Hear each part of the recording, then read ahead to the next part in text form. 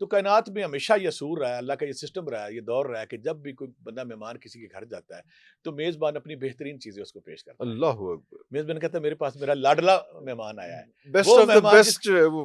وہ مہمان جس کی میں نے برسوں انتظار کیا، وہ مہمان جو میری جس کے لیے میرے لبوں پہ میرے ہونٹوں پہ ہر وقت کلمہ درود پاک کی صدائیں جو گونجتی واہ واہ رہتی ہیں، وہ میرا مہمان جس کو میں نے سردار الانبیاء بنایا، وہ مہمان جس کے میں نے کہا ہے کہ کوئی فرشتے جو ان کا دیدار کرے گا ساری زندگی اس کی باری نہیں آئے گی، واہ. دوبارہ باری نہیں آئے گی. اف. وہ مہمان اللہ پھر وہاں پہ 3 تحفے آپ کو دیتے ہیں. پہلے تو 50 نمازوں کا تحفہ دیتے ہیں.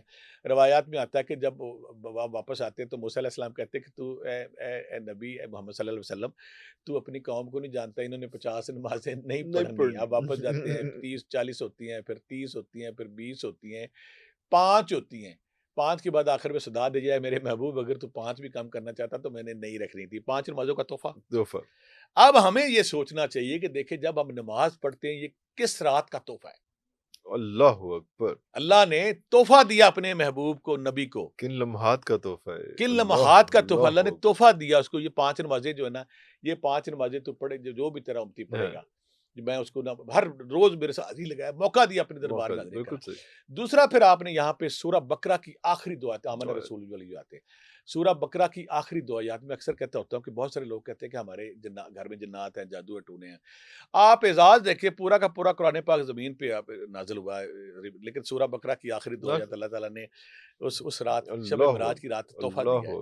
میں اکثر کہتا ہوں کہ جس گھر میں جنات ہوں، جس گھر میں جادو ہوں، جو ہمارا ٹاپک ہے، جس گھر میں کوئی بے برکتی ہو، جس گھر میں نوست ہو، جس گھر میں پریشانی ہو، سورہ بقرہ کی تلاوت.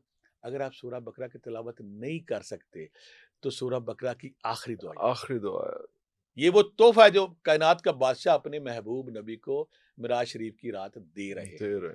دوسرا تحفہ دے دیا. تیسرا تحفہ آقا اللہ نے ایک اور فرمایا ہے، کیا نبی تیری امت جو ہے نا اگر وہ شرک نہیں کرے گی تو میں اس کے سارے گناہ معاف کر دوں. آئے ہائے. یعنی کہ یہاں پہ ہمیں الرٹ بھی رہنا چاہیے کہ اگر دیکھیں اگر ہم شرک کرتے ہیں تو پھر تو ہم اس لسٹ سے ہی نکل جاتے ہیں نا. ہاں پھر تو اس کیٹیگری سے باہر نکل گئے نا. ہم حقدار کون ہے جو رب کو رب مانتا ہے؟ حقدار کون ہے جو رب کو رب مانتا ہے. وہاں پہ پھر اللہ فرماتے ہیں کہ جو بندہ شرک نہیں کرے گا وہ سے چھوٹے بڑے گناہ جب کرے گا جب بھی میرے سے معافی مانگے گا میں اس کو معاف کر دوں.